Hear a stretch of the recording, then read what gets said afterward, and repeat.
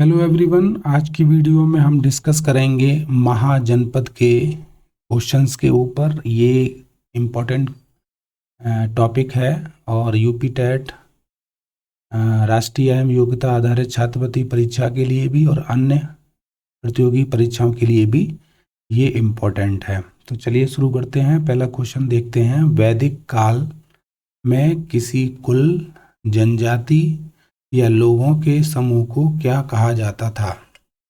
तो वैदिक काल के टाइम में किसी कुल, जनजाति या लोगों के समूह को कहा जाता था जन। तो इसका सही जवाब होगा जन।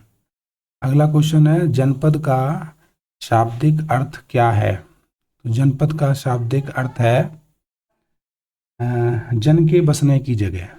जन के बसने की जगह। दूसरा इसका जो मतलब है मैं बोल रहा हूं, आप नोट कर लीजिए। ऐसा भूखंड, ऐसी जमीन जहां कोई जन अपना पांव रखता है अथवा बस जाता है। नोट कर लिया, ऐसा भूखंड जहां कोई जन अपना पांव रखता है, इसलिए कहते हैं जनपद। ठीक। अगला क्वेश्चन है, बहुत इंपॉर्टेंट क्वेश्चन है ये तीसरा। इस बौद्ध पुस्तक में जो 16 महाजनपद हैं उनका उल्लेख मिलता है, तो वो पुस्तक है अगुंतर निकाय। अगुंतर निकाय। और एक क्वेश्चन ये पूछा जाता है कि कौन ये 16 जनपद का जैन धर्म की कौन सी पुस्तक है? तो वो भी आप अलग से लिख लो। जैन धर्म की जो है वो है भगवती सूत्र। भगवती सूत्र। अगला है, गणतांत्रिक जिस गणतंत्र व्यवस्था वाले 2 महाजनपद के नाम बताइए। 16 महाजनपद हैं, 16 में जो 14 हैं उनमें राजतंत्र है और 2 महाजनपद हैं जिनमें गणतंत्र है। तो पहला है वज्जी और दूसरा है मल। ठीक है, आगे बढ़ते हैं। 5वां क्वेश्चन है कि जब राजा अपने राज्य की सीमा का अत्यधिक विस्तार कर लेते हैं तो उनके राज्य को क्या कहा जाता है? तो जब राजा अपने राज्य की अत्यधिक सीमा का विस्तार करते हैं तो उसका कहा जाता है साम्राज्य। और साम्राज्य को इंग्लिश में कहते हैं एम्पायर। नेक्स्ट, नंद वंश का अंतिम शासक कौन था? तो नंद वंश का जो अंतिम शासक था वो था घनानंद। घनानंद, कहीं कहीं इसको लिखा गया है घननंद। नेक्स्ट 7वां क्वेश्चन, सिकंदर ने भारत पर आक्रमण कब किया था? टाइम बताना है, तो नोट करिए 326 बीसी। बीसी का मतलब है यहाँ पर before Christ. Before Christ Hindi में इसका मतलब होता है ईसा मसीह के जन्म के पूर्व का समय, और एक होता है एडी, वो बाद का समय। सिकंदर कहाँ का रहने वाला था? तो सिकंदर था यूनान देश का। यूनान देश में एक राज्य है मैसिडोनिया। मैसिडोनिया, अब ये याद रखो मैसिडोनिया। देश कौन सा? यूनान। अगला क्वेश्चन नंबर, आम्भी कहाँ का राजा था? आम्भी, तो आम्भी जो राजा था वो था तक्षशिला का राजा। तक्षशिला, तक्षशिला का राजा। नेक्स्ट 10वां क्वेश्चन, 16 महाजनपदों में से 4 महाजनपदों के नाम लिखिए। 16 जनपद में से 4 महाजनपदों के नाम लिखने हैं जो कि मुख्य हैं और उस समय ज़्यादा ताकतवर थे ये। पहला है कौशल और दूसरा अवंती, तीसरा वत्स और चौथा है मगध। अब इसमें भी एक क्वेश्चन पूछा जाता है कि इन चारों, देखिए नेक्स्ट क्वेश्चन है, 16 महाजनपद में से सबसे शक्तिशाली राज्य कौन सा था? तो 4 तो ये महाजनपद हैं ही मुख्य, इसी में से एक जो है जो उभरता है वो भौगोलिक दृष्टि से ज्यादा शक्तिशाली होता है, वो है मगध।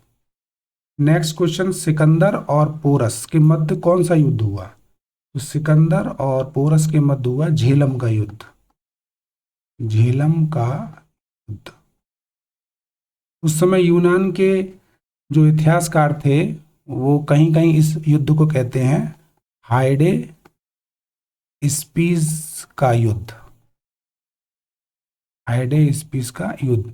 इसी में एक क्वेश्चन और आता है कि झेलम का प्राचीन नाम क्या है, तो वो भी आप लिख लो, एक नोट कर लिए, वितस्ता, वितस्ता कर लो, ठीक है, वितस्ता, ठीक, नोट कर लिया। किसी भी क्वेश्चन में कोई प्रॉब्लम हो, नहीं लिख पाए हो तो कमेंट कर दीजिए। अगला क्वेश्चन है सूरसेन राज्य, 16 महाजनपद हैं, 16 महाजनपद में से एक महाजनपद है सूरसेन। सूरसेन राज्य जो है वर्तमान में आज के टाइम में कहाँ पर है, तो ये है मथुरा,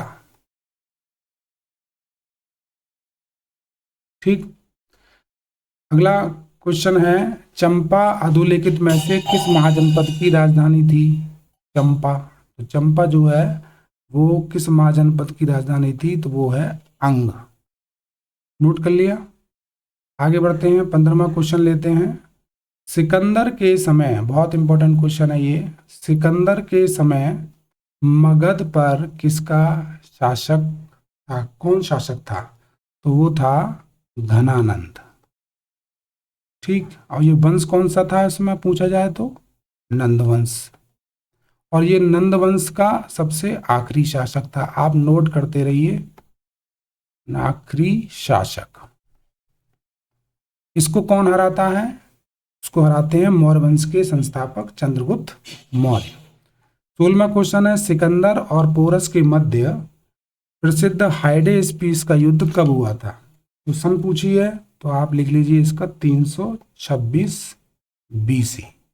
एक क्वेश्चन यही होगा कि सिकंदर भारत पर कब आया था, तब भी वो 326 में ही आया था, और 325 में वो लौट गया था, और किस नदी को उसकी सेना ने मना कर दिया था पार करने से, व्यास नदी को। ये भी क्वेश्चन है। गौतम बुद्ध के समय एक प्रसिद्ध वैद्य था, डॉक्टर था, वो किसके दरबार में था, तो था वो बिंबिसार, बिंदुसार नहीं, नोट करेंगे, बिंबिसार, बिंबिसार के दरबार में एक विराज वैद्य थे जिनका नाम था जीवक, ठीक। तो ये जीवक थे, वो उस समय प्रसिद्ध वैद्य थे। 18वें क्वेश्चन पर आते हैं, गांधार महाजनपद की राजधानी कौन सी थी, तो गांधार महाजनपद की राजधानी थी तक्षशिला, ठीक है। अब ये पूछा जाए कि आज वर्तमान में इसका कहां पर है, तो पाकिस्तान का जो पश्चिमी क्षेत्र है वो आता था गांधार में, और अफगानिस्तान का पूर्वी क्षेत्र, अफगानिस्तान का पूर्वी क्षेत्र, नोट कर लिया होगा। नेक्स्ट क्वेश्चन है 19वां, गोदावरी नदी के तट पर स्थित महाजनपद कौन सा था, तो गोदावरी के तट पर जो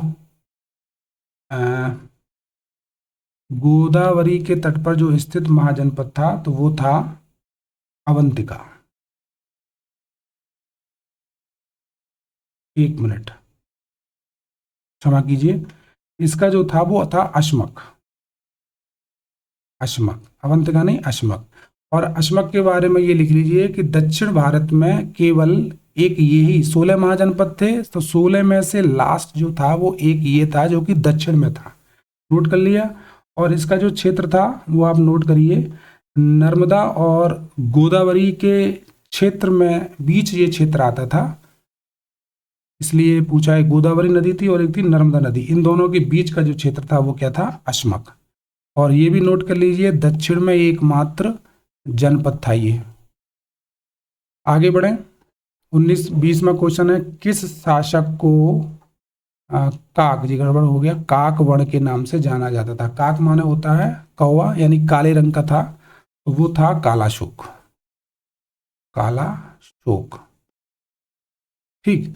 यह मैं आपको ये बताना चाहूंगा कि मौर्य वंश से पहले 3 वंश और थे, एक था हर्यक वंश, ठीक, एक था हर्यक वंश, एक था शिशुनाग वंश, शिशुनाग वंश, और तीसरा कौन सा था, नंद वंश। ये तीनों किससे थे? मौर्य वंश से पहले के। ठीक। अगला है उज्जैन का पुराना नाम, प्राचीन नाम क्या था? तो उज्जैन का पुराना नाम था अवंतिका, यहां पर आएगा अवंतिका। नंद वंश का संस्थापक कौन था? तो नंद वंश का जो संस्थापक था वो था महापद्मानंद। महापद्मानंद, नोट कर लिया। अगला है नंद वंश के बाद मगध का किस राजवंश ने शासन किया था? नंद वंश के बाद मगध पर किस राजवंश ने शासन किया? तो वो थे मौर्य वंश। मौर्य वंश। ठीक, यहां तक क्लियर है? तो चैनल पर जो नए हो वो चैनल को सब्सक्राइब करें, वीडियो को शेयर करें। अगला क्वेश्चन है 24वां, महाभारत के अनुसार उत्तरी पंचाल की राजधानी कहाँ स्थित थी?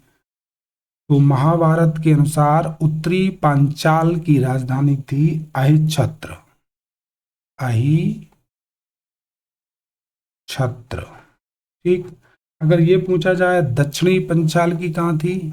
दक्षिणी पंचाल की राजधानी, ये भी आप नोट कर लो, तो वो थी काम्पिल्य। काम्पिल्य।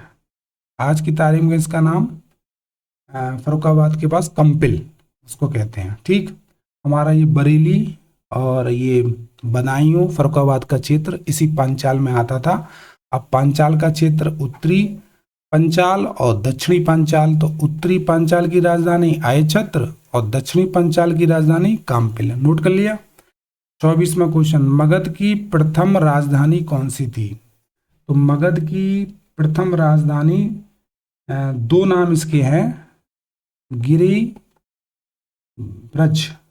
एक गिरिब्रज बोला जाता है और दूसरा था राजगृह।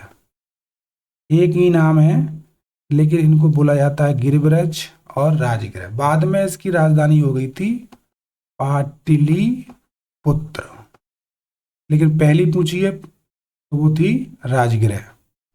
अगला है अवंती महाजनपद की राजधानी कौन सी थी? अवंती महाजनपद है, उसकी राजधानी कौन सी थी? उज्जैन।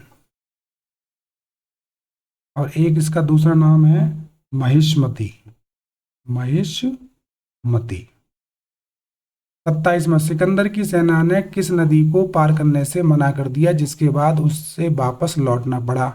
यानी 325 BC में उसने कौन सी नदी को पार करने से सेना ने मना कर दिया? व्यास नदी। तो ये थे 27 क्वेश्चंस, ये बहुत ही इंपॉर्टेंट हैं NMMS के लिए। महाजनपद इस ये टॉपिक था। तो मिलते हैं नेक्स्ट वीडियो में।